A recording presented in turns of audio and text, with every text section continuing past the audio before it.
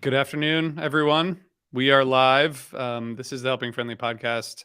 This is not 40 for 40, as you may see on your screen, but we will continue that series very soon. This is Sorry, I couldn't figure out how to get it no, off. it's I, not I your fault. tried. It's I not. It's tried. not possible. It's not possible. Oh, it's not? Okay. That makes me feel Nope. better. Oh my Um, God. You did it. thank you, everyone, for joining us. And Jonathan, You're a Megan, magician. I'm RJ, and we have a special guest, Cam. How's it going, Cam? Really great, guys. Thanks for having me on. Yeah, man. And Welcome. I'm so glad to report on Yeah. these Phish shows. You have a world map behind you, which will come in Yes. handy many Yes. times throughout this. I'm going to point exactly where I was every night on the map. Perfect. This Perfect. is fantastic. Thanks for joining us, seriously. And the art that you've been making is really pretty great. So thank you for your contributions. Thanks a lot, guys. It's been fun to post them, and those are bits that me and my buddies do, and so it's been fun to watch people kind of share them and do all that kind of stuff. Glad you guys. Yeah. When did that get started? When did you kind of start doing those? With my buddies or with Mhm. with TikTok. So it was specifically when I say Trey knows better is kind of the start of it. My friend Will Slosher, we were at Alpine in 2019.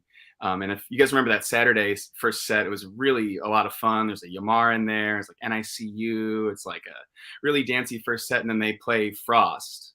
And my friend Will puts his hands on his head and he goes, "Oh my God." Like it was like his favorite quarterback threw an interception or something. And he was like, "Trey knows better than to play Frost right here." And that encapsulated so much of the fandom for me in that moment. I thought it was so funny, and we just bring it up constantly, and then that's birthed a bunch of bits from there. And so I just kind of started putting them on TikTok, and thankfully TikTok's really good at putting your stuff right in the corner it should go in. And so those are just things we've been doing for the last, I would say, 4 years here. Oh, they're so funny. I love them. Yeah, it's good stuff, man. And thank you for joining us. We're gonna talk about these 5 shows that have just happened. First, I just want to follow up on our 40 for 40 from last week, 10/21/95, which was an awesome pick from Megan. Thank you, Megan. Yeah. We were talking during the episode about how the essay that Kevin Shapiro wrote when they did the archival release was no longer available on the internet. And I reached out to him and he emailed me back with the full essay. So I have it. If anyone wants to see it, let me know. I just want to say that there was an interesting piece here when he was just talking about the setup for the show. I think everyone knows Fall 95, but he talked about the most notable fact about the shows leading up to Lincoln was the addition of a front of house video camera set up for the mixed position for the first time in Cedar Rapids, Iowa. And under Mike's tutelage, band chiropractor and old friend Eric Larson took on the added role of regularly capturing live footage. So he began his kind of on the job training as cameraman and video recordist. So that's kind of amazing that tour and right before this show was the first time they really brought on a videographer, which is amazing because you watch shows these days and there are, dozens of cameras on every show. But apparently, it started right around this time. So that's one tidbit from this essay that Kevin Shapiro wrote. That's super cool. I love how you could be like affiliated with the band in some totally random way in the 90s, like the chiropractor. And then all of a sudden you're like running the video camera and then you become really good at it. Like it's just so cool. Love that. Yeah, I'm pretty sure we hear him mentioned on the Ian's Farm show in '89. Lar Eric. Mhm. Trey shouts him out at some point. Yeah. So yeah. All right, so we got to get into 5 shows here. The thing that I wanted to ask you all before we start is, actually, for people who are watching and the people who are watching live, you always give us great comments and feedback. We're going to record a bonus episode right after this. So if you have thoughts on what we should talk about, just put it in the comments because it'll be helpful. Because right now we don't really have anything. So, You're guys, not supposed to like admit that, RJ. I mean, I guess just we today. have I mean, to, we're but usually yeah. really prepared. Yeah. We've talked about it weeks in advance. Yep. Megan's got like a ream of notes, and That's true. but today we're flying by the seat of our pants. So we're counting on all of those viewers. I mean, and we're all of close those to our comments. we're close to our podcast's 10th anniversary, and I think the reason people have stuck around for 10 years is because of our like punctuality, our organization, our general our general sense of just authority around details. So that I think we're here to just continue that. All right, guys, does anyone have a one word theme on this spring tour so far, based on your listening or being there? Does it have to be one word? Really? Yeah, man, that's very difficult. Okay. I got one. Okay, I've got a few, but go, Jonathan. Good. Ooh, so amazing. I'm gonna done. hard agree with that. I'm gonna agree with that. Yeah. Thank you. I'm torn between flow and listening. I'm torn between variety and patience right now. Especially You guys thinking are about- just cheating and using two words. I'm trying to be cool. No. I think I'm you're doing my best to be cool. Patience was the first word that came to mind for me. So maybe that's just us using random words that happen to, be similar. But I feel like these shows are there's so much, like you said, Megan, listening, and there's so much, they're just not in a hurry to get anywhere. And it like almost sounds like 2.0 Phish in places where it's just like it doesn't feel like they're really like in a hurry to get anywhere. And I don't know, that A lot like this podcast. very good. That's a great segue, Jonathan. Jonathan, night one, Seattle. What do you got? Well,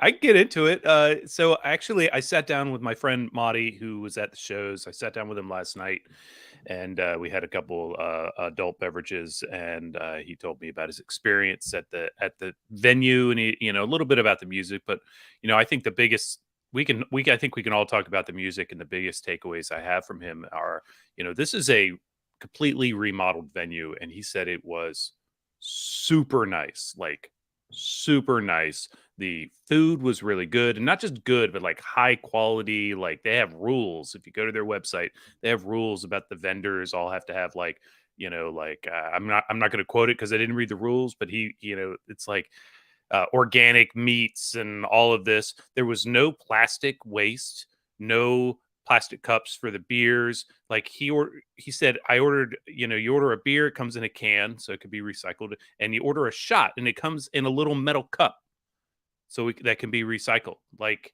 crazy and wonderful. And it was the location being under the Seattle Center right there with the Space Needle was great, and the monorail came through. They stayed at a hotel that was near to the monorail, so they were able to just walk it from their hotel for like 3 minutes, get on the monorail, which sounds more like a Shelbyville idea, and then they could get off right at the venue and then go back after the show. Can you even say the word monorail without thinking of The Simpsons? Like I literally cannot say that word without thinking of The Simpsons. I have a hard time saying monorail once without singing I it. hear Monorail, yeah. Monorail. But he said it was like the easiest in and out of any show, and I got to say, as far as urban venues, that's a pretty high rating, because MSG, you have to deal with New York City. It's not exactly difficult, it's just you're in New York City, and a lot of those other urban venues have their own challenges, and this is high marks for one, I think. So I'll leave it there. I like that Madi is of the age where he knows when you order a shot, the kind of receptacle it's served in. Well, he was talking about it's called Climate Change Arena, and they're very serious about the mission of the name and how they do everything at that venue. Okay. And then the pictures of everybody like leaving balloons outside the arena was just, well, that's great. a whole different thing. Cam, I know that you went to the Greek shows, but did you have any highlights here from night one? Anything that you think is like absolutely you got to go back to, or things that stood out to you? Yeah, absolutely. I mean, that Golden Age is really, really great. And that's a song that I love anyway. And as soon as I started playing, it was like, darn it, no Golden Age for me. But super highlight, I would say. Really great. song from that show, and just a really great jam on that one. And then also there's just a lot of fun songs in the first set that again were ones that I was just like, darn it, I'm not going to see Yamar, I'm not going to see Steam. And they squeeze in a really nice ghost. It's concise. It's it's 9 minutes or so, but it's a really nice ghost at the end of the first set too. So Yeah, The I love that ghost too. Go Go ahead, John. I was just gonna say, I thought that the blazon sandwich was just so fun to like start the show. Like that just like sounded great. The segue into plasma was awesome. I love plasma. Really well played vultures. Like not my favorite song, but it's like good for stats. People like to hear that, right? Really just like clean playing throughout the whole first set, I felt like. And the ghost just kind of like was that perfect ghost that got you like excited about second set. You're like, okay, like it's gonna get late. It's like second set time. Like I felt like that was really great. And I love that Yeah. golden age too. That was to me like the most patient. Like it was really layered, really like spacey and lots of like video game effects. And Fishman, I thought was amazing during that whole jam.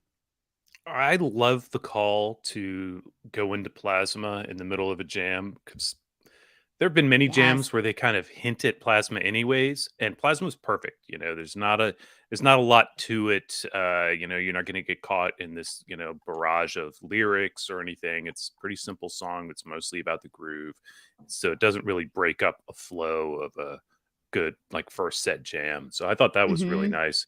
My friend peaks, which is pretty interesting and unusual in that it's really really intense. Um, and Wave of Hope, I seem to recall, Yeah. was pretty good. I'm surprised it didn't get mentioned yet, but here we are. Yeah, I thought that was a very solid opener.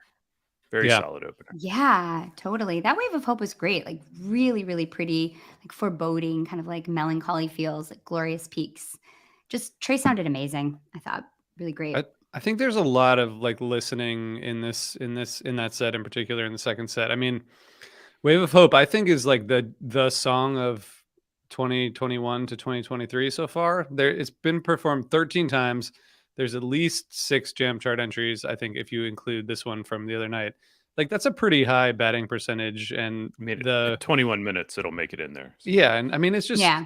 it's cool. I think it's the tempo and the guitar riff that kicks it off. It just keeps it in like a little bit of a higher tempo than some of the other like newer stuff. So I think it'll stick around and get even better. It really really cool song. So I have to ask a question though. We've been talking about this on text, and I don't know if we're allowed to talk about it publicly, but so Trey's playing has sounded really cool. I feel like he's been really just kind of experimenting with sounds and really laid back in terms of the listening and the patience. But what about his singing? Because to me it really sticks out. Like I've heard much more emphatic enunciated singing from Trey, even compared to Mexico. I think it feels Yeah. different and more like he's just focusing on it more. I don't know, did you guys notice that at all? Like what do you guys think of that? Is that something that you notice? 100%, and especially coming off of and the last shows I got to see before these Phish shows are Trey band shows at Hollywood Palladium, and then I went in Santa Barbara too. And he'll usually try to match what's being backed behind him. He'll take a step up and try to do a little bit more with his vocals. And so I like when he gets a chance to at least try to do that when he's on stage with Phish.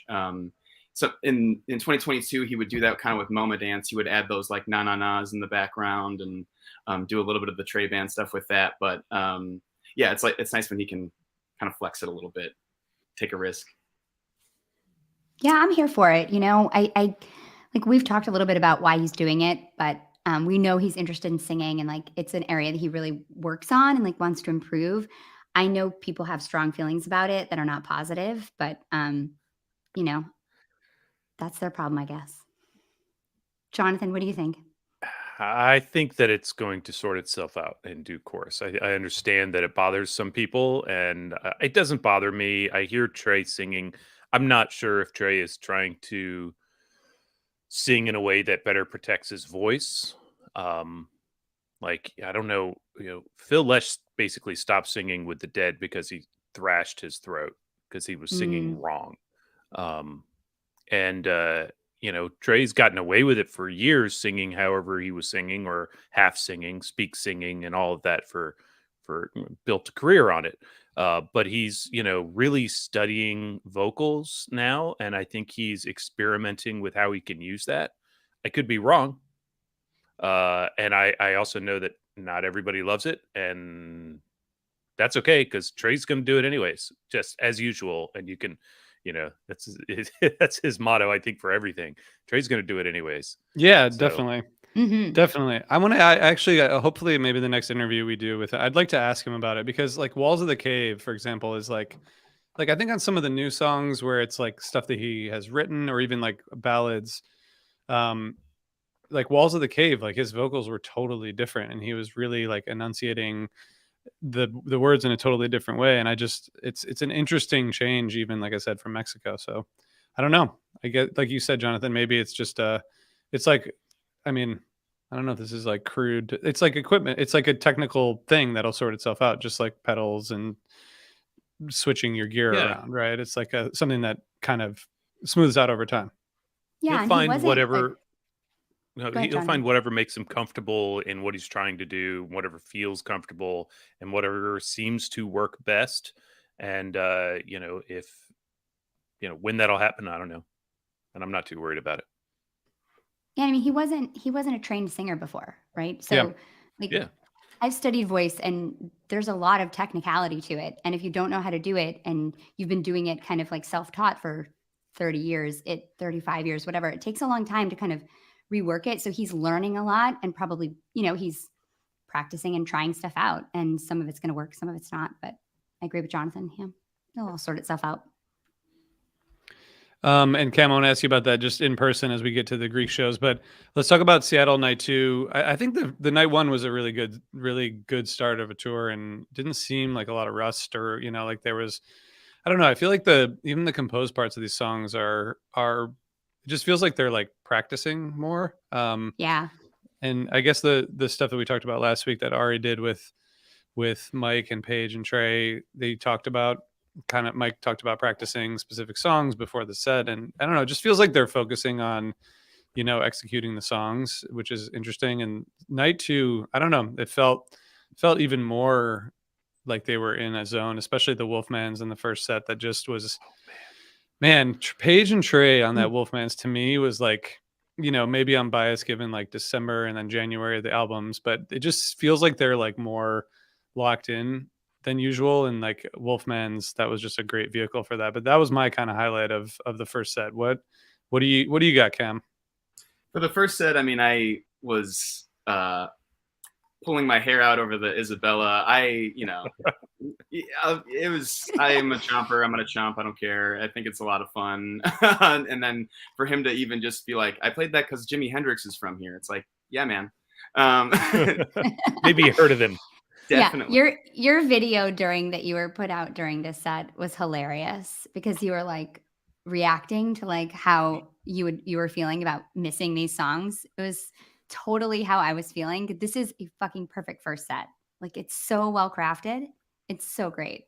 Sorry, so go much back to fun. It's so much fun. And I think, yeah, I mean, that night I was watching a friend, or a dog for a friend at their place. And so I got the place to myself. I got he left me a couple beers for the show. And so, I'm just hanging out with the dog, put the stream on. I'm about to go see him. And I'm like, why did I do this? Why would I put it on? Just torture. listen to it tomorrow and be like, oh, that's a lot of fun. I'll go see him. And I'm just like, sweating, thinking about all the stuff that I'm missing. And, I'm not a billion shows in. And so there's still songs that I'm chasing, or, that are, they get played all the time, and I always miss them by a show or something like that. And so, but Isabella's not one of those. I was just like, wow, that's a lot of fun. And I'm sure the crowd reaction sounded great on the audio. I'm sure in the place, it was a lot of excitement, a lot of arms in the air.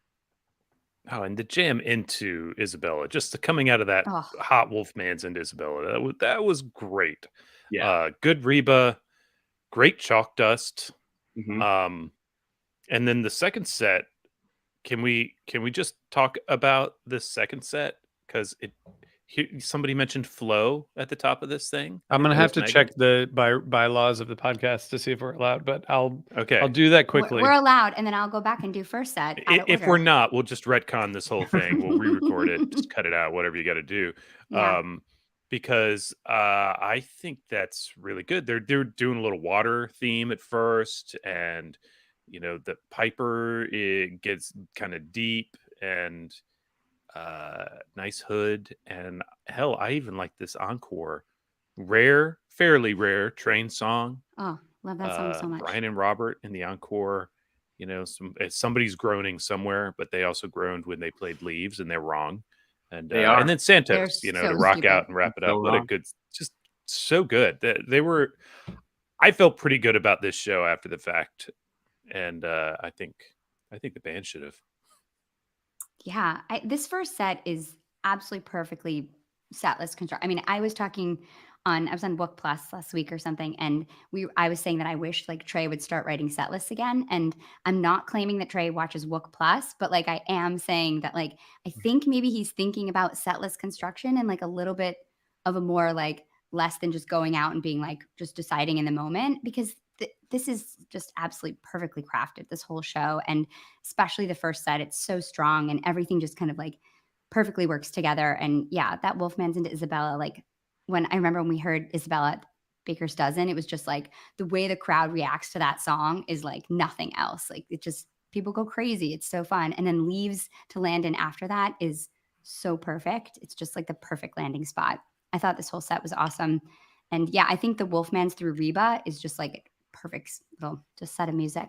But yeah, the second set was great too. I thought the Piper and I thought the Tube was really awesome, really fun. Like just had some really, really nice, like extra little mustard to it. Mike sounded incredible, little jam on it. It just sounds kind of effortless, this whole show to me. And then I think, yeah, like an encore like this is like, can make Jonathan believe in encores again. Like Train Song is really, really special. They wrote that in 1996 when I was on tour with them and we were like, they dedicated to us that we're like following around the trains. And so I always want to hear this song. I've heard it a few times, but it's so special. And it's just one of those like really great songs. And they've played this song and fucked it up before because they don't play it that often. And so when they play it perfect, they're rehearsing because they played it perfectly. So I agree. Like it just proves that. Yeah. Great show. Someone made a comment on Twitter about, that all you need to do to get Trey to practice is to have Pavement show up at the show. And I, right. Exactly. And I was like, wow, Stephen that's Malkovich. astute. I'm like, they really did practice tonight. I mean, and I'll get into it when we talk about the Greek, but yeah, they're just nailing things right now. And you can tell that there's a couple of things they're like, we are going to get this absolutely right tonight. It's not just, we're not playing this out of nowhere. We thought about this one. So Yeah, agreed. Exactly. I would just say that the eight of the 15 times Isabella has been played were 8 of those times were in 1997. And I think that's part of the nostalgia for a lot of us, Yes. because so many just amazing shows that happened in that, I just like that they brought it back, and, but not too much, it's just like, it's sprinkled in every now and then. And it's man, what a great tribute to a local musician. I haven't heard of him until I heard this, cover, but he seems like a good guy. Yeah. He played with Little Richard or something, years ago. So. I'm gonna give him a shot. So out of these two shows, is there a one jam that each of you would take to the just one? yeah. Okay. Yeah. I would take the second show because it is very complete all the way through, but I would take that Golden Age jam. I really would, of those two shows. I might go Wave of Hope. But I might go Wolfman's Isabella. I don't know. Good stuff. It's good. It's a good problem to have here. Yeah, this is hard. I don't know. I'd probably go Wolfman's because do I get to include the Isabella? Is that part of it? If you want to. Oh, Okay. as The a right part of kind the of add-on? arrow. Yeah, as part of I the had no jam. idea. Like, okay, Yeah. so yeah, I I'm don't think for that's that. really how it works, but that's fine. I think that it's an interesting the Reba into Chalk Dust. The Chalk Dust being 14 minutes of gets out there.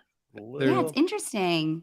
There's a really nice kind of continuation there that I think is really fun. But good couple shows, and then I guess so. The next night they played. What are you picking, RJ? You didn't say your jam. No, I think I would go with the Wolfmans from the second night, but The Wave of Hope also is great. I mean, I'm just Yeah. like I'm all for like Wave of Hope becoming the most reliable jam vehicle. You know, I'm like rooting for Yeah. that song to be, because then we can like have a new. I like when new songs, especially songs that are, you know, like I like when Soul Planet jams, because like then all the people who don't like that song, it's like, all right, well, I guess you don't like 40-minute jams. That's fine.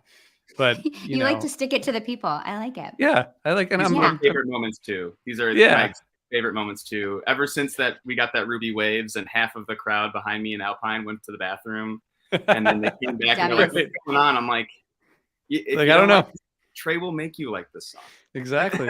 Yeah, I'm a defender. I'm a force it. defender of Trey. It's the same thing as the number line defense. But so the 17th, the first night of Berkeley, we can skip over that one and go straight Yeah. to night Yes. 2. I mean, they There's barely nothing- even played. There's like hardly any songs. No There's hardly any songs. songs. There's barely any songs. There's No barely any songs. songs. Cam, take us through the I've been to the Greek. I haven't been to the Greek in maybe like 15 years, but it's amazing. What an amazing Oh, venue. What was it like for you getting up there and getting in? And, you know, what was that experience like before we start talking about the first night?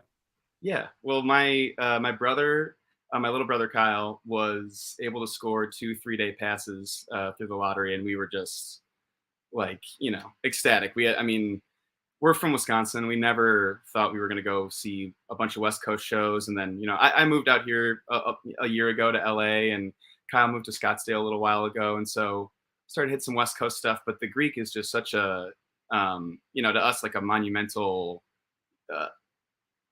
threshold to cross. And, you're, the experience of getting there, it's 5.5-hour drive from LA. We were just, playing different songs, trying to make each other laugh the whole way, playing, weird tunes and taking turns DJing and stuff. And then we stayed at a real crappy little hotel that was in Richmond that I got for us and stuff. And it just really felt like we haven't had to tour too much in our family.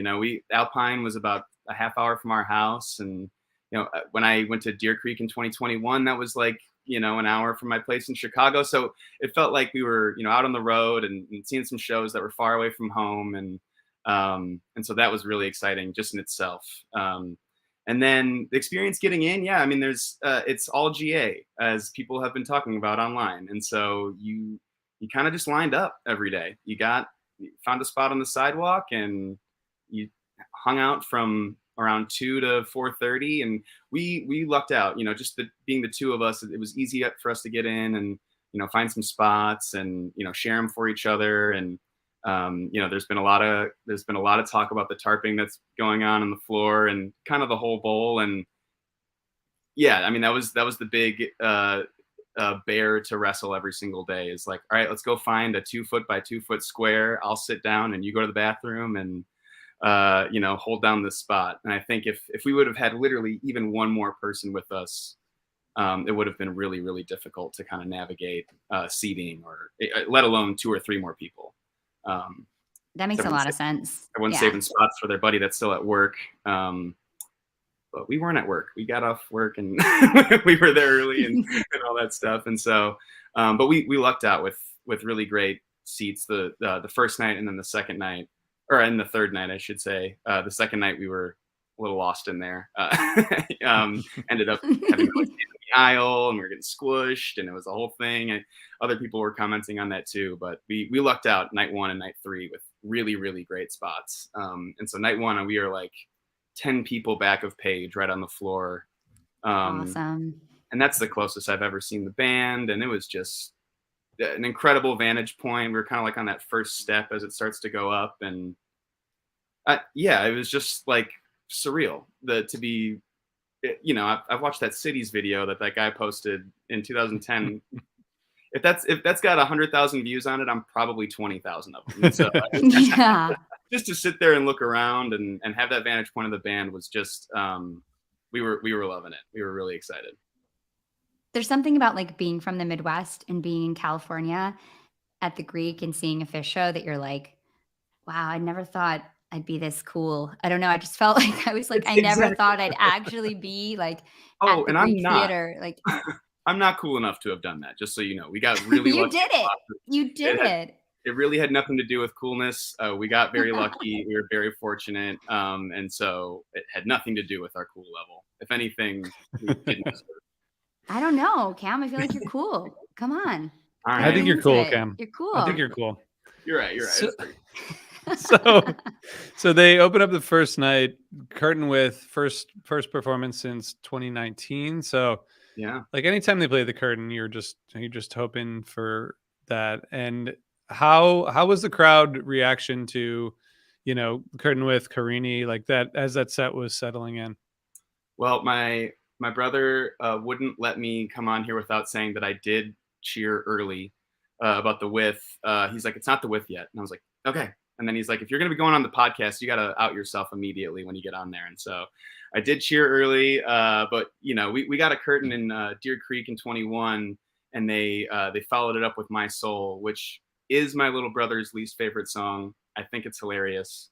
I thought it was hilarious in the moment that we didn't get the width and that he got My Soul and was just so hated himself. And so I was kind of hoping for it again, to be honest. I was like, I want that curtain My Soul. But oh my God, you're the only one hoping for My Soul. Only fucking one. But we got the width and we were very, very excited. And the crowd reaction, I think was,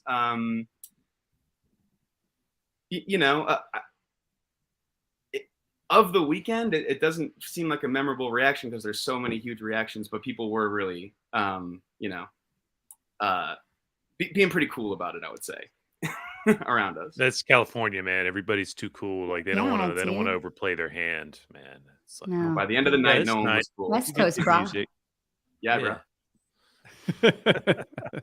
the Carini with a mention of Frenchie, the naked dude, of course, who passed away the day before.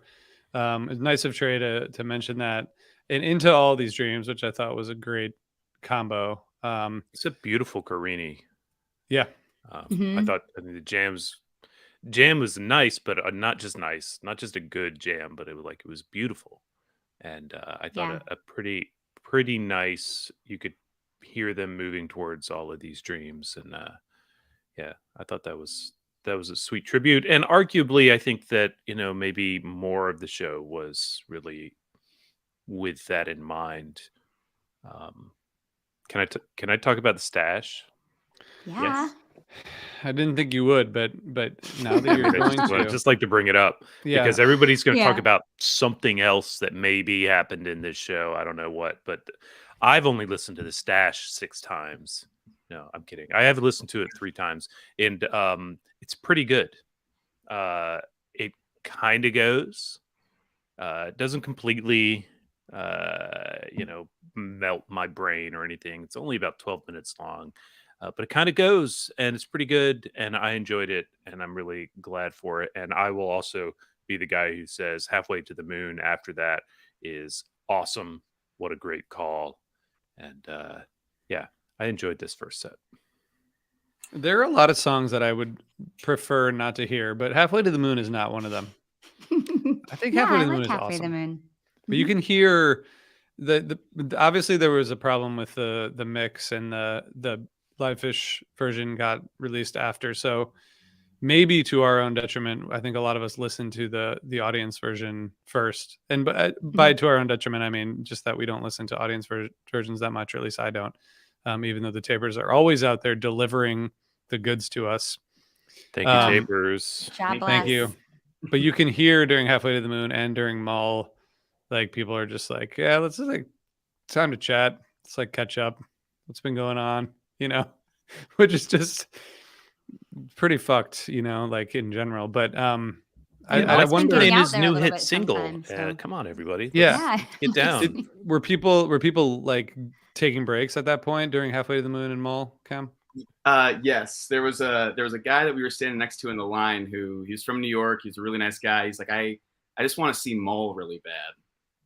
And we were like, That's yeah, awesome. man. Hell yeah, you want to see a Mull? We would love that for you. And we spotted him right when we walked in. He was, maybe 10 people down from us, and I had to fight through folks going to the bathroom to wiggle over to him to be like, "Hey, Mull," Mull has jammed, so Yes, I Mull think gets that out there sometimes. keep it in the rotation, and it will jam again.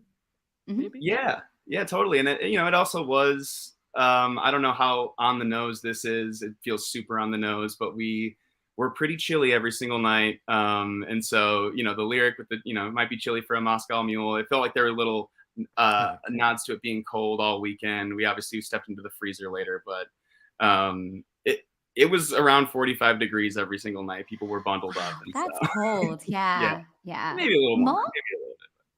Mo is like actually a good Mike song, like one of Mike's songs. Like it's good.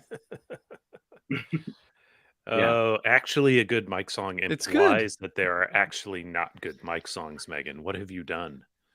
I don't know. I what It's this- must have made a say? mistake. It's the situation that like, the rest of the band is in, that these are like, when they play a song by Page or they play a song that Mike wrote, like it's a break, It's Where's my Fishman slot? yeah. I mean, yeah. But it's not really fair, obviously. But it happens. People are like, "Oh, cool, the Page song. I'm gonna go to the bathroom." But Half Under the Moon's fucking awesome. It And is. so Yeah. is Small. All right. So My Soul opens the second set. My definitely top 5 least favorite songs of mine. Maybe Is it- number 1.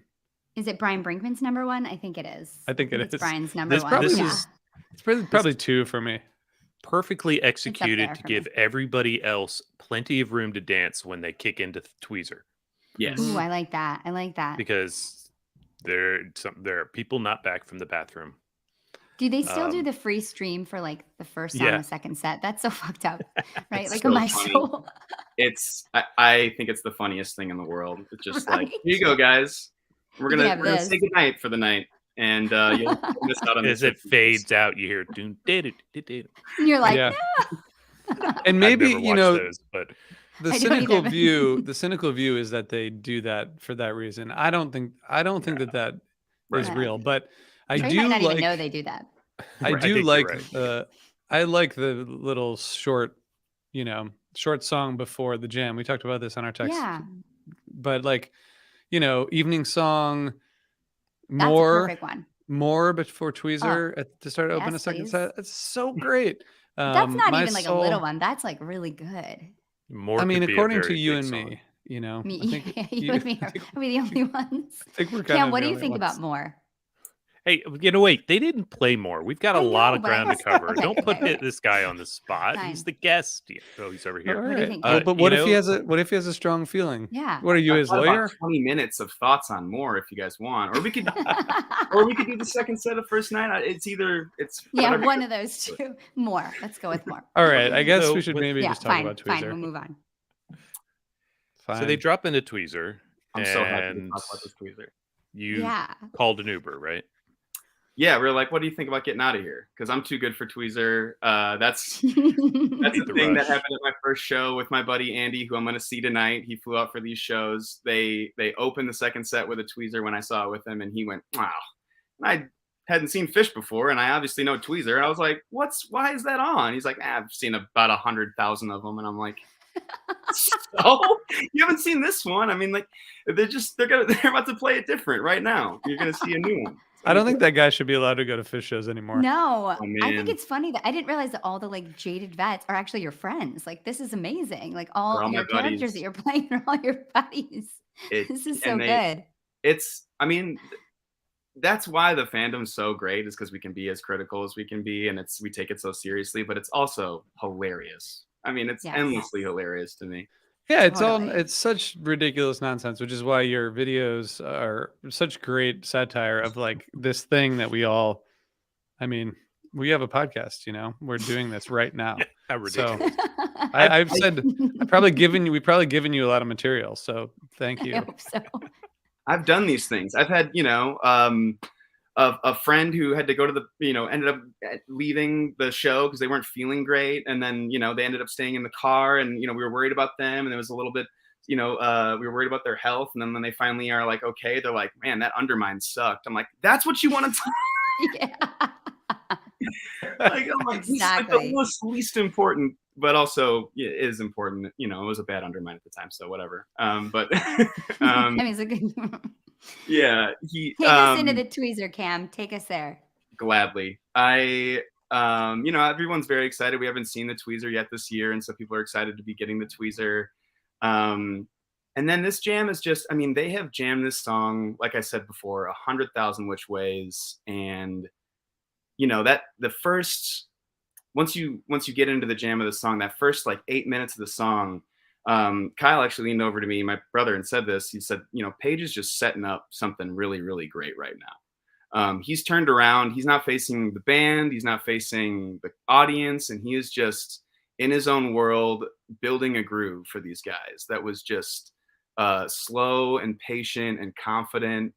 And when they finally hit that 22-minute mark and it starts getting really dark, and Trey kind of lets out sort of like a monster scream from his guitar. It's like, that we're about to be in this for a while.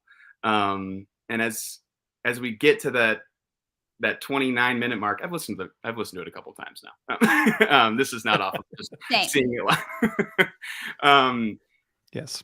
The reaction from the crowd, I mean, like, yeah, we would love a big white lights peak all the time where everyone's going insane and the lights are spinning, and that's so much fun. But this was one of my favorite builds I've ever seen Phish do live. Truly, I mean, there's probably somewhere in that 24-minute mark when they're really driving that dark, sort of like a Pink Floyd-ish, Trey gets into that like David Gilmour sort of a feel, and it's just like, I mean, there was some guy behind me. Everyone was, I didn't realize how silent we all were. I mean, this guy behind me just yelled out, "Fuck yeah," like that. And everyone, I mean, I didn't realize we all just silently just rocking back and forth, nodding and letting this thing wash over us. So by the time we get to that 27-minute mark, people are just screaming through the whole thing, cheering through the whole thing. Oh, I'm like getting goosebumps now just thinking about it. It was such a cool moment.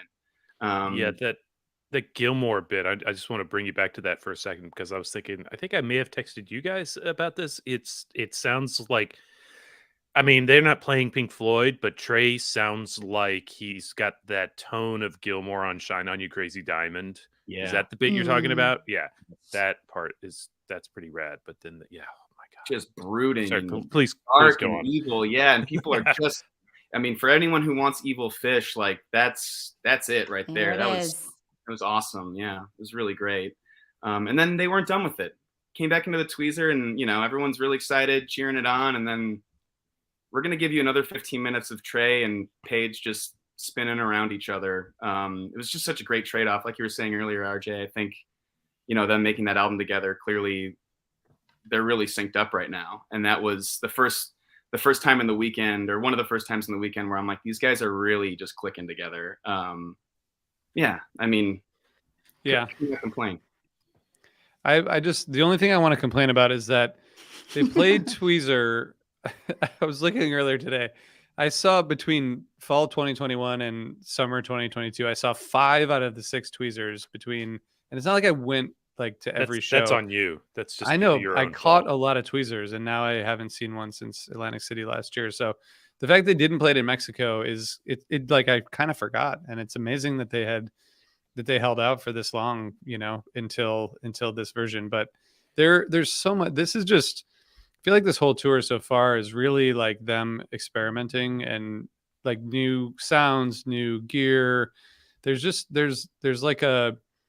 point, I think we were talking about this, Megan, like 22 minutes in, right before the stuff you guys were talking about, where it like, typically it would like dissolve into, it almost sounded like they were going to go into Down with Disease, or it was going to go into like some kind of ballad or something. And then they just picked it back up, and that like Pink Floyd-ish stuff that goes into like the Tweezer Reprise sort of ish jam. I mean, it's just like the Tahoe Tweezer, which I think is slightly overrated in that it feels very like composed, almost like they're like you can feel Trey like moving from section to section of that jam in a way that it just feels like they're not really going anywhere in particular in a good way, and they don't have a lot of, there's like no rush to get anywhere, and it's just a fucking classic already. It's incredible.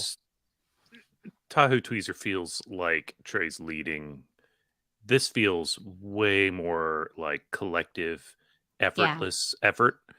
they're all listening to each other. They're reacting and moving together and taking their time to Mm. shift new ideas. That bit that becomes the slow motion tweezer reprise is just so heavy. Yeah. It's so heavy.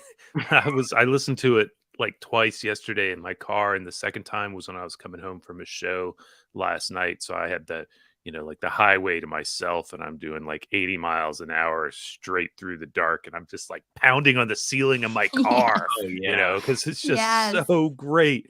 That it's I mean, I would never ask for them to do the same thing over and over again, but this is the kind of thing I'm always asking Yeah. for. If that makes Yeah. sense. It's like it's both those. Totally. Yeah. So Because it's it's like just a it was so perfect good. journey, I think like, and my favorite tweezers, the song part is always really good too. And this song part is really good. Like Fishman's dropping the samples, it's just like heavy. And then 5 minutes in, it's like sultry, and Fish and Trey sound like they're talking to each other. And then just like, yeah, I think when Paige comes in on the piano, like you were talking about, Cam, at like 9 minutes in, you just hear the piano for like a minute and it just sounds so cool. And then Trey's all growly and comes in. And then that whole middle section is like, it's so beautiful. It's like bubbly and gorgeous. It's kind of like, it reminded me of like when I was like 14 or 15, I went to Tennessee on like a mission trip, which was really just about like me like being naughty on a church trip. It wasn't like as like pure as it sounds, but it was really fun. And I remember we Wow. went like, we went like tubing down a river in the Appalachian Mountains, and it was just like so beautiful. And I remember just like floating in this tube, and like the sun was like filtering through the trees, and there's like mossy banks, and like it was just like, that's what this section like reminded me of. It's just this really effortless, like beautiful, just like floatingness. And then to have like, when we were texting about that section, RJ, with like about 22 minutes in, it sounds like all the water is just getting like sucked out of the river. Like it's all going down the drain, and they're just like pulling you down to like the underbelly with them. And it's so good. And after that reprise section, there's like that part that sounds like a really funky dance party for like a hot minute. It's just like really like you want to just like dance really hard, and then it just starts to like tremble and get really dissonant. And this is exactly like what all the best tweezers do. They're just, it's a journey. It's an epic journey. So good. And then they land in simple. And this like really made me think, Jonathan, about how we were talking about how you don't like simple. And I feel like this is exactly why you like simple, because you come out of that insane journey and you look around your friends and you like hug them and you're like, we've got a band, and you're like singing this like stupid shit, but it's like so meaningful. And then they're like, and also here's a fucking nasty 20-minute jam on the back of it. So can I reply to that? As I feel like I've been No. attacked. I'm sorry. The No. they come out of that tweezer and they land in simple. Okay. But then they jam the fuck out of it. Yeah, and it's that's great. That's so great. good. I'll 'Cause take that's that. what Simple I does will most sit of the through time. simple if they're going to do what they did here, because this is so good. This is great. And it takes this 44 minutes of tweezer and throws 19 minutes. Okay, well, we'll take out the song. So 17 minutes of badass more jamming on top of that.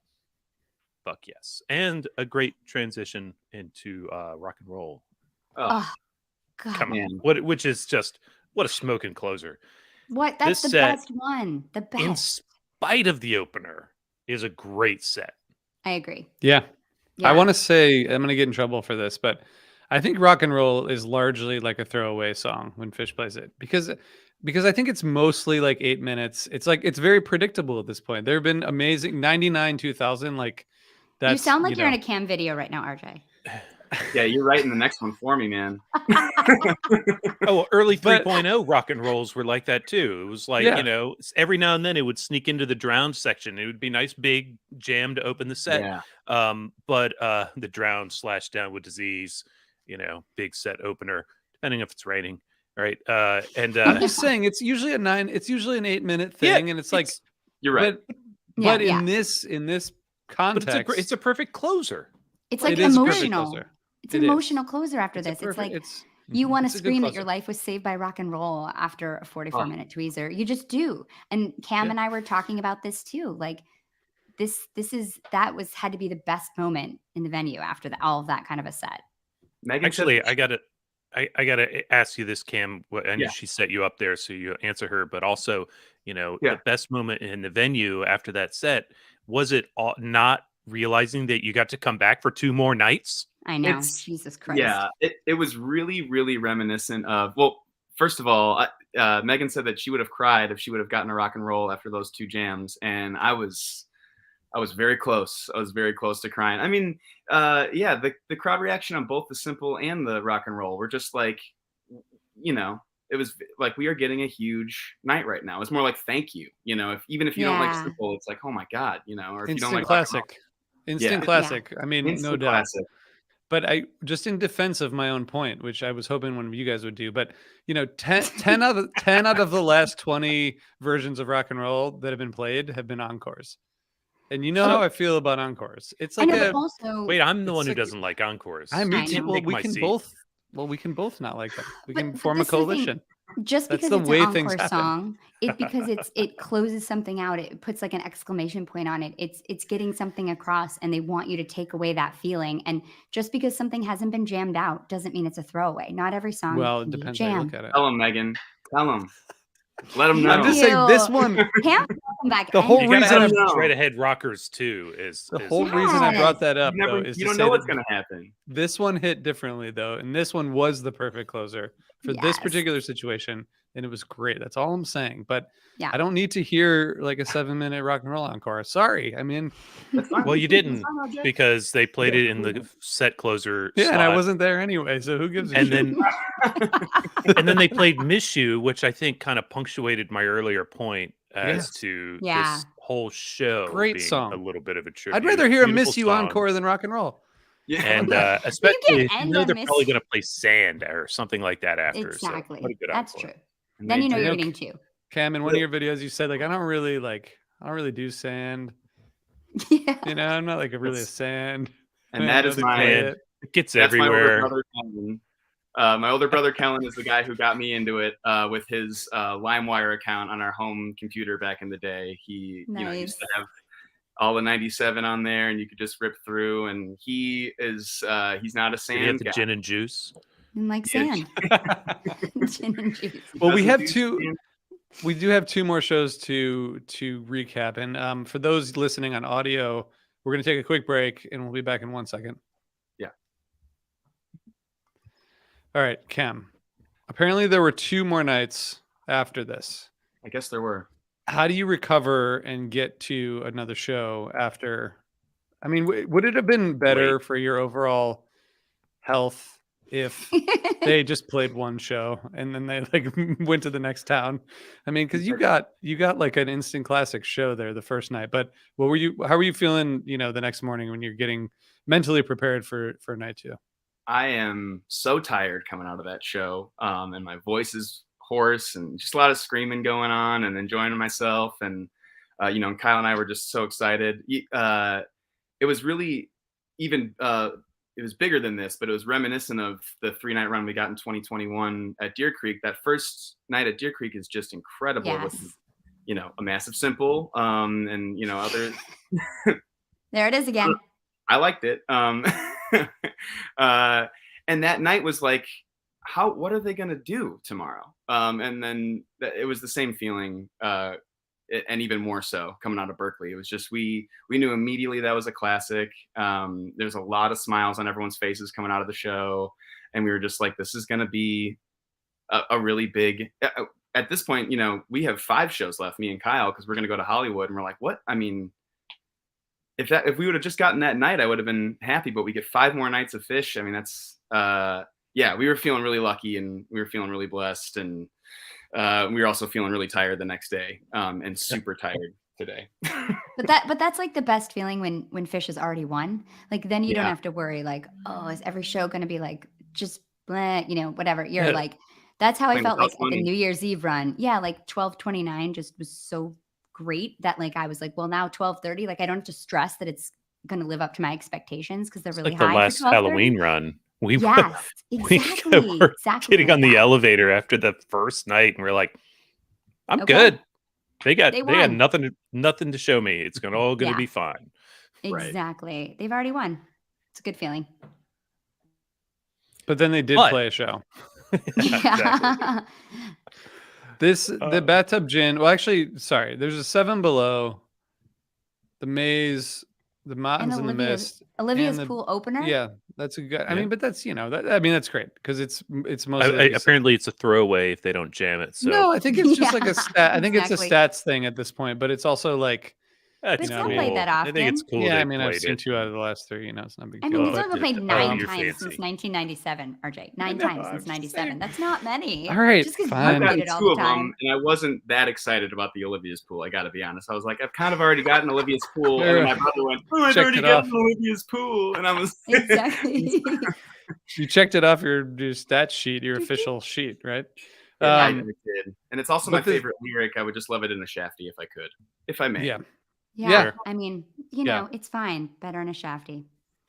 Seven Below, Maze, Mountains in the Mist, Bathtub Gin. That to me is just an incredible combination. I think that to me the thing about the previous night and this night is like like there are certain tours or periods of Phish where like something happens in the first set and you're like, wow, this is gonna be an awesome show. And like I feel like now they're like spreading out the awesomeness enough where like there could be a 25-minute jam in the first set, and then like maybe the second set is not as good as you want it to be, but it's not like that where like this is going to be a special night. Like there are special moments in every night at this point, and I think maybe that's I don't know what that is, but I was kind of thinking about that. I was listening to these shows because you get this like 23-minute bathtub gin in the middle of the first set was just incredible. Terrific. Really great jam. And I don't know where that leaves us at all. But Cam, what was your take on this second night and starting with the first set? Especially on the first set, it was what we were talking about earlier about them practicing. I mean, that Seven Below is really, really great. They're hitting that exactly how they should, and I love that song, and it's a really good 11-minute Seven Below if you're a Seven Below fan. And then the bathtub gin, yeah, is exceptional. I mean, I feel like it felt like it should be in the middle of the night. It felt like it should be at the end of the night, maybe, that bathtub gin. And they were getting really experimental with the lights. At some point, I think my brother's making fun of me for this because he doesn't think he saw this. But, they're making like eyes with those lights. They're making like a full face behind the band. And they do it again in that Fuego of just like, we're imposing on this weekend. We are picking out some big jams. We're going to let out some monsters. That's how I felt during it. And so, yeah, and I really didn't want it to end after that bathtub gin, and it didn't. It was really nice. That 555 is super funky and really great. That's not my favorite Mike song, but they're hitting all of these songs really well. They're playing them really, really well. And they do that into the second set too. They, if it's not your favorite set of the week, oh well. They're playing all of these songs really, really well. And Mike's bass sounded incredible throughout the whole week, but just felt that through the second show here with that new bass. Yeah, he's been working on tweaking up that new bass to kind of get where he wants. I think it's this night that we have a 26-minute sound check. If you guys haven't heard it, it's on re-listen, and pretty cool jam. And then you can hear Mike at the end talking to the audio crew about some stuff they've been doing with this bass, and he's posted a video on it too. I can't remember the maker right now, but it's a short scale bass, which means the neck is not as long for anybody who doesn't know anything about these things. And Mike has explained that he can't get some of the round kind of deep tonality when he's all the way up in the lowest area of the bass, even though it is technically the right notes. It's not quite, it doesn't sound the same.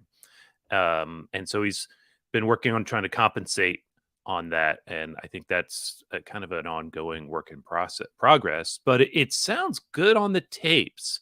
I will note that we haven't seen it down with disease yet, and I wonder if that's part of why. Oh, that's so interesting. I hadn't thought about that.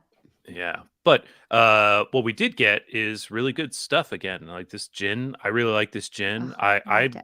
I'm here for a 555. I think 555 is a good groove, and I think they should. I'm ready for a jam on that song. And I actually really like this second set. I saw people who were panning it on the night on the internet, and I had no patience for that shit. Don't Doubt Me is a ridiculous song, no question, Yes. but Yes. they get a little jam out of it. What a dumb song that, man, jams. I mean, Really the jam is delivers sick, in this case. but Yeah, those lyrics it's like are simple, you know, terrible. like. It's But way the worse than simple. I wouldn't It's say it's like way, simple. way, That's a way worse. joke. It's You guys way settle worse. down. Settle down. Can we just everybody. quickly say that Mountains in the Mist is amazing, and that Oh my super God. pretty. maybe it Always. should just be appreciated as much or more as it already is. So maybe you don't have to do anything. There's no call to action, but it's such a great song. RJ, I will totally call to action if Mountains in the Mist. So if you think of something we need to do to defend this song, like I'm ready. I was like about Like if we need to go on a march or something. Yeah, I'm ready to make the signs, like tattoo it on my body, whatever we need to do. The song hits, man. It really hits. It really does. It's so pretty. It's so beautiful, and it's incredible lyrics.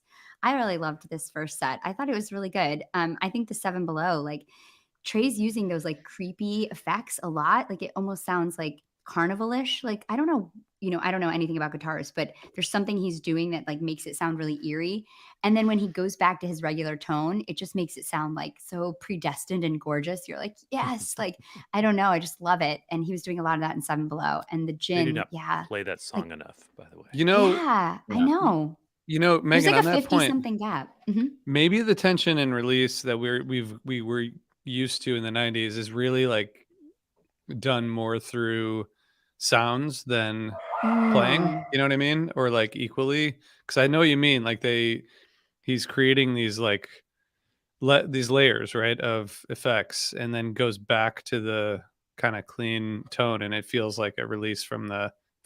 I don't know. That's interesting. It reminds me of like the 90, kind of like the 99 sound that was like really heavily layered, and then but like I don't know. There's something going on where it feels like this whole tour is really just them like fucking around with their new gear, but in Yeah. like the best way possible. Like it's just like the results are great already. Yeah, I was thinking about like what we were talking about in 40 for 40 about how Jonathan, you were saying like Phish is really good at like knowing what substances their audience is on and like playing for it. And like I feel like they know that everybody's on mom shrooms now. And so like they're playing like these like really like weird, creepy stuff, but that's always like brings you back to like joy and peace. I don't know. It's like it's good stuff. I'm into it, but I thought the gin was amazing. Like there's just like washes of sound and it's like layered.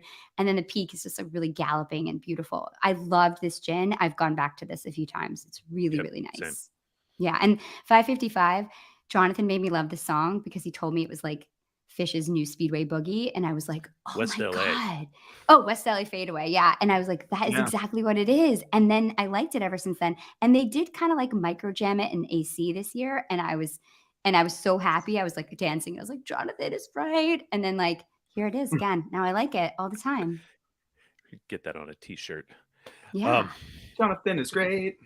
Yeah, exactly. But like, Don't Doubt Me is so bad. Like the lyrics and like, where's Tom Marshall when you need him? Like it's so ridiculously horrible. It's like so obviously them sitting around just like saying the most random shit. But they were the having jam, a good fucking they time were when they clearly wrote this song.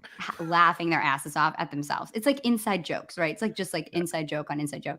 But the jam is super cool right off the bat, like really interesting, super weird. And you can hear the lick for Kill Devil Falls like come in, and then it just, I thought it was cool. The Fuego, Kill Devil Falls, it also has a good kind of short jam. A friend of mine who was at the show said that he thought that Trey kind of maybe was having a technical problem. It was disconnected. It just was not in that jam too much. I haven't gone back to listen to it since I read that from him. Cam, do you recall any of that? Anything going on there? People were talking about that even within the Tweezer jam. There's a couple times Trey's looking off to the side and tapping his guitar and it felt that way during Fuego too. There's also we've been talking a lot about the space that they're leaving and they're leaving themselves really open. And so it was kind of hard to tell if it was either he's having issues or he's looking off to Paige, or if he is just truly leaving some space for giving himself room to play more notes later. The monitor mixer does sit beyond Paige from Trey's Yeah. perspective. So if he's needs monitor adjustment, he's looking that way. So interesting. He's looking over there a lot. And like I said, during that tweezer jam, there was it was hard to tell whether he was looking at Paige, who was completely turned around from him, or if he's looking over to the monitor, for some assistance, or looking for, looking Well, he's for where also got the boomerang on the floor right there. So he's changed the layout, and maybe he had it in Mexico, but I didn't watch any of the Mexico videos carefully enough, I guess. But he's got his the amp, the Trainwreck amp is now actually to his side. If he's facing the audience, it's right there on his side instead of back behind his speaker. And but right in front of it is the boomerang, which he uses for many delay effects and things. So if he's turned facing Paige and doing stuff with his feet, that's what he's messing with. So Right. there could be elements of that, because sometimes it takes multiple taps to kind of get where he's going with that stuff, or he's manipulating something he's already captured. So there's a good bit of that. But from at home listening, sounds like they're getting it on. So Yeah. the Fuego was a clunky as usual, like on the composed bits. That they do not nail that song, but they jammed the shit out of it. It got Yeah. so deep and Yeah, it really psychedelic. did. I and love that spacey. jam. It is. If they hadn't played the tweezer, this might be my jam so far of Yeah. the tour. It's really cool. Kill Devil Falls is the same thing, by the way, in terms of like just an awkward intro. It's like you Yeah. can't really I gracefully think this go is into the Kill best Devil one. Falls. Like the way because the intro came But out of it's the like jam. jarring little riff. You're like, oh god, shit. All right, we're back. Exactly. Cam, you haven't been able to talk about this very much. Tell us about the Sorry. second set. Sorry. No, it's how it goes. It's okay. And like I said, this night was the night that we were having some trouble moving around the venue. And so we were kind of in multiple spots. We were a little focused on that. And so I feel like I wasn't nearly as locked in as I was night 1 or night 3. But yeah, it felt like, we went up to the top of the venue just to kind of see the view out into the bay. Cause we had been down in the pit the night before, and, they start that Don't Doubt Me. And to be honest, me and Kyle are like, what's going on right now? Who's gonna clean that up? Yeah, what? Did I drop something? Handstands. What? The heck's going on? And we were like, yeah, let's just we can kind of hang up here. We'll hang up on the lawn and we can kind of just chill out. And this is a funny song, like you said. They're talking about who's a genuine asshole, and we're laughing about that. And then all of a sudden, when they play Kill Devil Falls, like you said, it can be a really clunky intro to that song, just like Fuego can be. And the Fuego was clunky. But when they started playing that riff, we both kind of looked at each other and we're like, I think I want to go back down and dance now. I want to get back down to the venue. And we were not able to get back to our spot at all.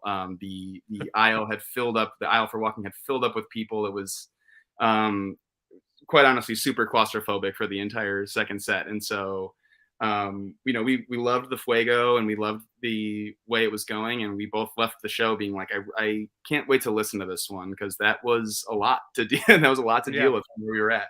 Isn't it interesting how much of the show is affected by like where you are? Totally. It is. Yeah. I mean, like it to be can honest, change your whole perspective. Yeah, I hope these folks are watching. In the first set, there was a group of about 8 next to me that they just really they had a lot to say. They had a lot to talk about. It was a chatterbox. A lot of life changes to cover. Yeah, they were really going through it and checking in on how everyone's feeling. I'm feeling great. Hey, Kristen, how's your anxiety? I'm like, we can really talk about this later. Wow. It was a whole lot, and it was I'm able to kind of block that out to a degree, and then at some point I'm like, these shows are ending at 10. We got all night to talk about them, Yeah, it's actually only 3 hours. You're probably hanging out all day. You're probably hanging out later tonight. Like, let's do it then. You're not going to bed right after these shows. You've got all night to talk about them. We can talk about them then. Acid won't wear off right away, so it's I cool. promise, especially with the way you guys are doing them right now. It was just, yeah. And so, yeah, I hope one of those guys are watching. Hey, next show, let's watch it. Let's watch the show. Yeah, it's a good idea. It's a really good Crazy. advice. Good advice. The second, Did you hear the Howling teases like early? Because I swear to God, they teased the Howling before going to light, but I could be wrong. But I'm not. I really didn't. Fair enough. It felt like it through the second set, the folks around us, that every single song that got played, there was a lot of scoffing. There was a lot of like, ugh, Fuego, ugh, light, ugh, Lonely Trip, ugh, Howling. And I'm like, Oh, Lonely Trip. I was That like, we might have to go to battle for that, RJ. Like, Yeah. come on. exactly. I mean, Come on. my I little hope all brother those actor, people left during Numberline. They're like, you know what, this is too much bullshit for me.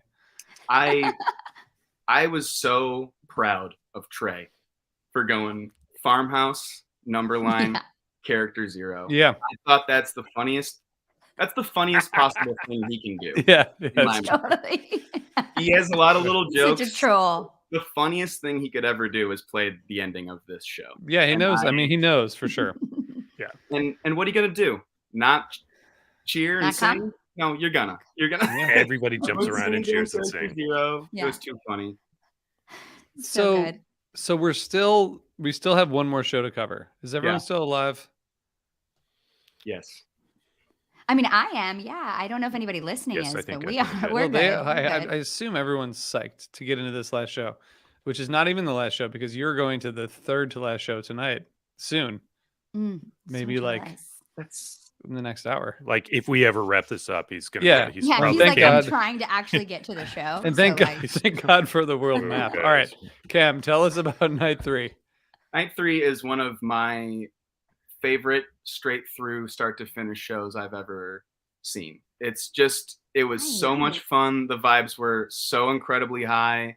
We were right on the floor, right in front of Mike, and people were dancing through the whole thing. It felt like through that first set, Trey was looking up at the audience the whole entire time. He wanted to see everyone dance in the daylight one more time before they took off from that place. And it was just so much fun through that first set and through the second set. The jammed out bag was something I've never seen before, and yes. that was a massive highlight for me in the first set.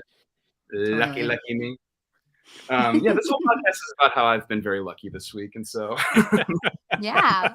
So get as out. long as you know it. oh yeah, no, I'm fully aware of No, how keep much going. genuine asshole I am. The Runaway Gym, I mean Rift into Runaway Gym. I love Rift. Kyle and I always do a little hoedown during Rift, and so we had enough room to do that, and Oh, that's awesome. got the Runaway Gym going, and that was a really great jam. I think there's a couple songs that if you ever have an issue with Phish's pace, please cite this week. I mean, like Yes. earlier in the yesterday the Maze, and then the Runaway Gym today. I mean, they're just flying through these songs, and it felt great in there. And then what else? The Timber was fantastic. It really was. I think Fishman throughout this whole show was my MVP of the night. He was just really thundering through that Timber, and then he just put on a clinic in the second set. I mean, he's like, I'm the greatest rock drummer alive. If you really listen through some of those, jams, he is just he's going to town. And so it was really funny. The day after the show, our friend Willie, who is the guy who did the Trey Knows Better and one of our best friends, he called and we answered the phone, and he was singing Winter Queen, and we're like, yeah, man. I mean, the Winter Queen was great, but what? After last night, Winter Queen is Yeah. a beautiful song. I put it right next to Mountains in the Mist, honestly, and Roger and stuff like that. It was is beautiful. It was beautiful, and it was a perfect setup for a rocking out 46 days, just a complete rock show. Yes. Yeah. Yes. Such a good way to end that set. I also love, and I never needed you like this before opener. Like, I just feel like it's just good vibes. It just always reminds me of when he played that, on the late night show or whatever he was on, like, just, I don't know, just like that was so amazing and like beautiful. It was like rock and roll still alive through the pandemic. And I just love Yeah. that. So I just love that as an opener. And obviously the bag was so fun to listen to. It was like, this is awesome. And yeah, I thought the 46 Days was really, really awesome. Trey had that like really growly tone, which is like so perfect for this song. And it just builds to like a really awesome layered peak. Really great, perfect, like powerful set closer. I think you mentioned something like this, Cam, but they're playing really like authoritative, like really strong. Like the whole time I just kept thinking about all these 5 shows, like they just sound really confident and powerful and strong. Yeah, and this first set, so after I Never Needed You Like This Before, which is rad, it's super old school. Bag, Rift, Runaway Jim, Lawn Boy, Haley's, Timber, just that block of like classic, like literal old Phish is so good. And but then the other songs around it are terrific. And yeah, shout out to Trey's tone. The snarl he's getting from the tone these days is perfect for the opener, I Never Needed You, and perfect for 46 Days. And he's also able to dial it in for all these other places, like a great little jam on Bag, little jam and Timber, and the just gorgeous bits in Winter Queen. Great first set. Really great. So, okay, we have one more set, but I don't really like 46 Days. I'm just going to tell you guys. What? I don't know. I'm kind of like, Eh. Didn't you have one of those, Cam, where they're like, it's just, yeah. I don't get know. that. That song I know. rocks. I love to know. dance to that song. I was dancing in my kitchen listening to that today. Yeah, I don't know. Sometimes, RJ, you have to just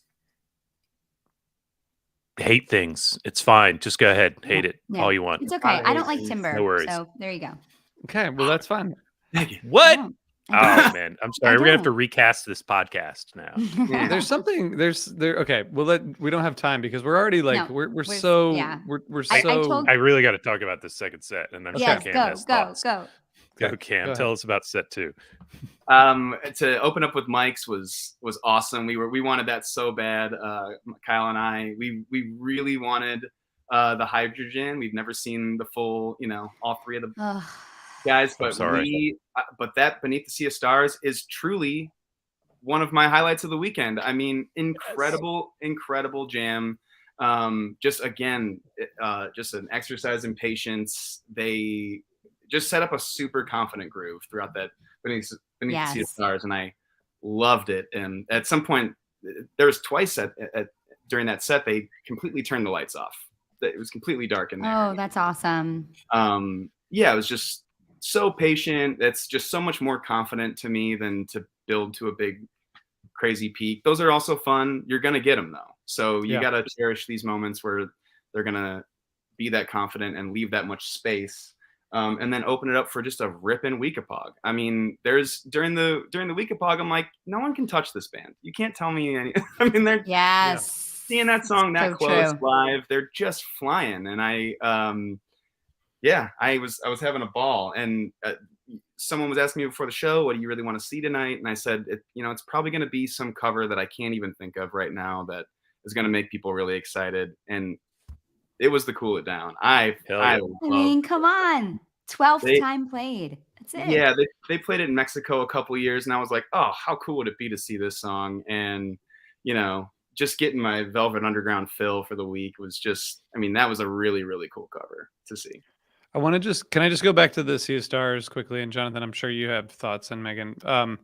This song has so much potential, and yes, oftentimes it's like an ambient kind of like chill place, which is great. Every time they play it, I'm totally in favor of it. They could play it every show. I'm 100% behind this song, but this feels like it gets into you, Jonathan, like Dark Star territory.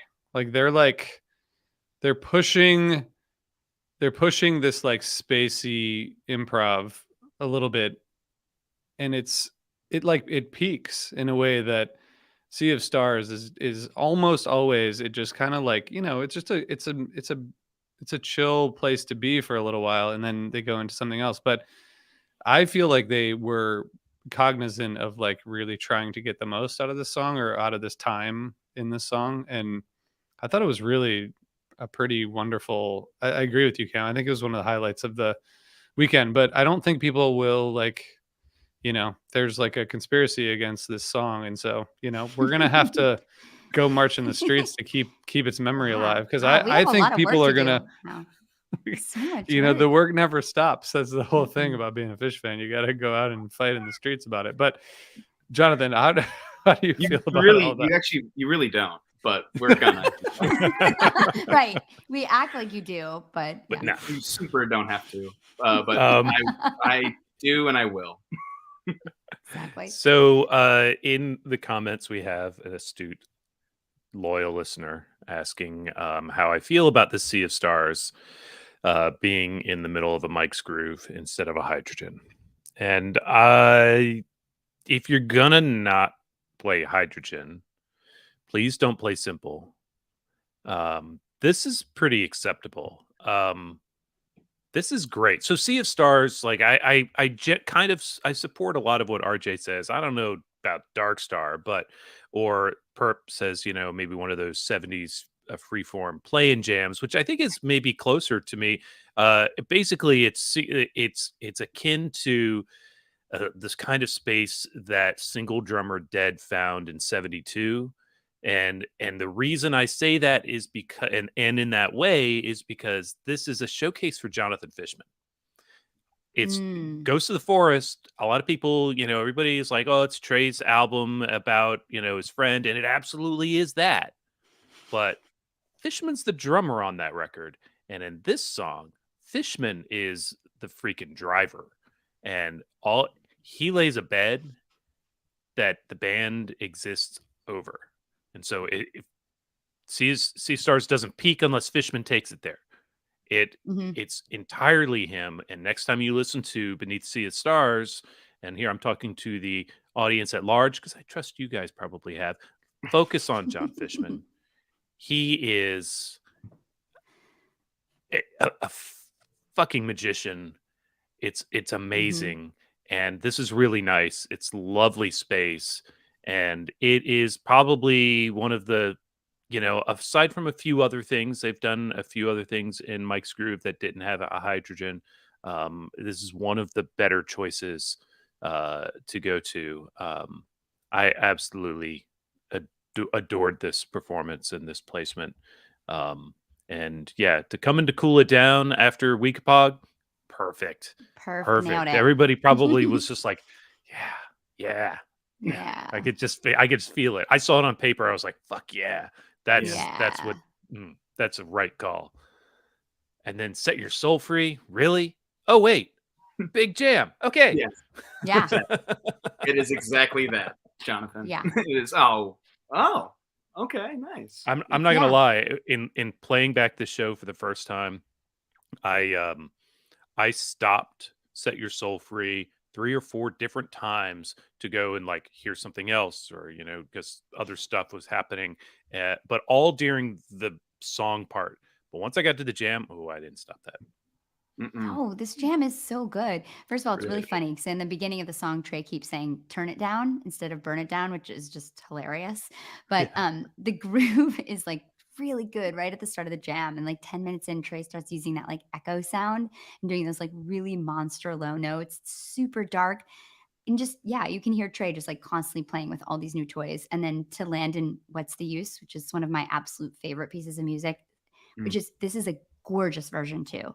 If you Yeah. think about like how much beautiful music they played during this set, it's pretty tremendous. I thought this was a really, really great set from start to finish. Yeah. Cam, what are your takeaways from these 3 nights, or keep going on this night? Well, it really was. It was so much fun. Like you said, the What's the Use? I mean, especially that final minutes of What's the Use? Trey just goes mandolin mode and just he was incredible. I think a word that we've said a lot on this podcast that I feel like encapsulates the the Tweezer Jam, the weekend itself, is experimentation. I mean, these guys are really just stepping out into, like we said, not a rehearsed jam. The other major jam I've gotten in my life, big jam I've gotten in my days, was the Ruby Waves Jam, and that does have very distinct places that we go along, and none of the jams this weekend felt that way. They all felt they're really stepping out into unknown territory and seeing what happens, and they got rewarded for it, I think, throughout the whole weekend. And also crazy fun to watch Mike play with his new toy. Apparently there's only 6 of them in the world or something, but watching him try and fail, try and succeed, and just mess around, I was like, we're really watching some great improvisation out of these guys right now. Just too much fun. Well, Cam, I know we didn't make you like sign a disclaimer or anything or a release, so feel free to use anything that any of us said as fodder for your next piece, because I think we've all fed into it, and I want to see more. I noticed Me too. that. Yeah, I've been writing everything down in my little notebook. Good. Like 46 days. You know, who needs a rock peak? Good. Who needs a rock peak? Right.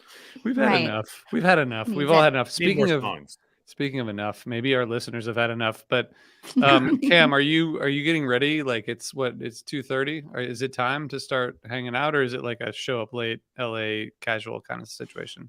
It is time to start getting ready. I'll say this: we have seats tonight instead of the one thing that's a nice thing that is, it's not a GA crowd tonight, so we have our seats. We don't have to line up at 1:00 in the afternoon to even see the band, and so that's nice. So we're gonna take it a little more easy, and maybe go down to the lot today and see some old friends, and see some friends who flew in for these shows and stuff. But as soon as I close the laptop, it will be time to start getting ready. And all right, well, you should do that. Good luck getting in. Yeah, have the best time. Thank you so much for coming on. I hope that you come back, and I also wish that I could save this comment from Shayna that says I'm with RJ. I wish I could save it. I can't believe my best friend is on the chat, like backing up RJ. I wish I could just save this for like the next episode and just put it up whenever I say something. Thank you, Shayna. And thanks everybody for listening and tuning in.